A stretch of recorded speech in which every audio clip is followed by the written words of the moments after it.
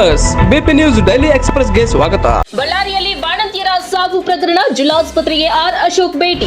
ಬಳ್ಳಾರಿ ಜಿಲ್ಲಾಸ್ಪತ್ರೆಯಲ್ಲಿನ 4 ಬಾಣಂತಿಯರ ಸಾವಿನ ಪ್ರಕರಣಕ್ಕೆ ಸಂಬಂಧಿಸಿದಂತೆ ಇಂದು ವಿಧಾನಸಭೆಯ ಪ್ರತಿಪಕ್ಷ ನಾಯಕ ಆರ್ ಅಶೋಕ್ ಅವರು ಜಿಲ್ಲಾಸ್ಪತ್ರೆಗೆ ಭೇಟಿ ನೀಡಿದ್ದಾರೆ. ಹೆರಿಗೆ ಬಳಿಕ ಕಳಪೆ ಗ್ಲೂಕೋಸ್ ನೀಡಿದ ಕಾರಣ ಬಾಣಂತಿಯರ ಸಾವಿಗೆ ಕಾರಣವಾಗಿದೆ ಎಂದು ತಜ್ಞರ ತಂಡ ವರದಿ ನೀಡಿದೆ. ಹಾಗಾದ್ರೆ ಗ್ಲೂಕೋಸ್ ಯಾವಾಗ ಬ್ಯಾನ್ ಆಗಿದೆ, ಯಾರು ಬ್ಯಾನ್ ಮಾಡಿದ್ದು, ಲಿಂಗರ್ ಲ್ಯಾಟ್ಕೇಟ್ ಬ್ಯಾನ್ ಆದ್ರೂ ಯಾಕೆ ಕೊಟ್ರಿ ಎಂದು ಜಿಲ್ಲಾಸ್ಪತ್ರೆಯ ಸರ್ಜನ್ ವೈದ್ಯರನ್ನ ಪ್ರಶ್ನಿಸಿದ್ದಾರೆ.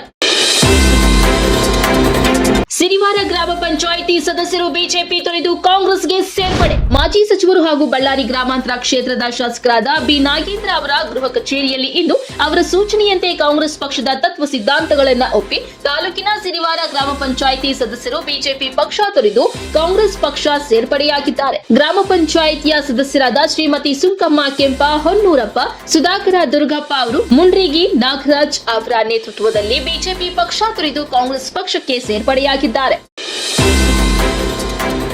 ಬಳ್ಳಾರಿಯಲ್ಲಿ ಜಿಲ್ಲಾ ಮಟ್ಟದ ಯುವ ಜನೋತ್ಸವ ಕಾರ್ಯಕ್ರಮ ಆಯೋಜನೆ.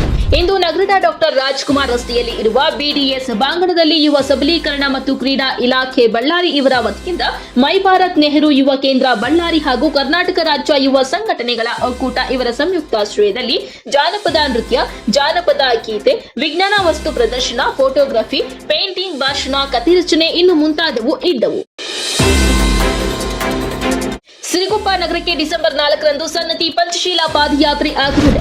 ಸಿರುಗುಪ್ಪ ನಗರಕ್ಕೆ ಸನ್ನತಿ ಪಂಚಶೀಲ ಪಾದಯಾತ್ರೆ ಆಗಮಿಸಲಿರುವ ಹಿನ್ನೆಲೆಯಲ್ಲಿ ಕರ್ನಾಟಕ ದಲಿತ ಸಂಘರ್ಷ ಸಮಿತಿಯಿಂದ ನಗರದ ಸರ್ಕಾರಿ ನೌಕರರ ಭವನದಲ್ಲಿ ಪೂರ್ವಭಾವಿ ಸಭೆ ಕರೆಯಲಾಗಿತ್ತು. ಈ ಸಂದರ್ಭದಲ್ಲಿ ಸುದ್ದಿಗಾರರೊಂದಿಗೆ ಮಾತನಾಡಿದ ಕರ್ನಾಟಕ ದಲಿತ ಸಂಘರ್ಷ ಸಮಿತಿ ತಾಲೂಕು ಸಂಚಾಲಕರಾದ ಶ್ರೀ ದುರ್ಗಪ್ಪ ಮಾತನಾಡಿ, ಕಂದಾಚಾರ ಕಾರ್ಕತ್ತಿನಿಂದ ಸತ್ಯದ ಕಡೆ ನಮ್ಮೆಲ್ಲರನ್ನ ಮೌಢ್ಯದಿಂದ ಹೊರಬರಲು ನಮ್ಮೆಲ್ಲರ ಒಳಿತಿಗಾಗಿ ಸನ್ನತಿ ಪಂಚಶೀಲ ಪಾದಯಾತ್ರೆಯು ಆಗಮಿಸಲಿದೆ ಎಂದರು. ಈ ಸಂದರ್ಭದಲ್ಲಿ ಡಾಕ್ಟರ್ ಬಿಆರ್ ಅಂಬೇಡ್ಕರ್ ಸಮಿತಿಯ ಅಧ್ಯಕ್ಷರಾದ ಕೊಡ್ಲೆ ಮಲ್ಲಿಕಾರ್ಜುನ, ರಾಮಪ್ಪ ಚಲವಾದಿ, ಮಹಾಸಭಾ ಅಧ್ಯಕ್ಷರು ರಾಮಣ್ಣ ಕೊಡ್ಲಿ, ಧರ್ಮರಾಜ್, ಲಕ್ಷ್ಮಣ್ ಭಂಡಾರಿ, ಚಿದಾನಂದಪ್ಪ, ನಂದೀಶ ಹಳೇಕೋಟೆ ಮತ್ತು ಕಾರ್ಯಕರ್ತರು ಉಪಸ್ಥಿತರಿದ್ದರು.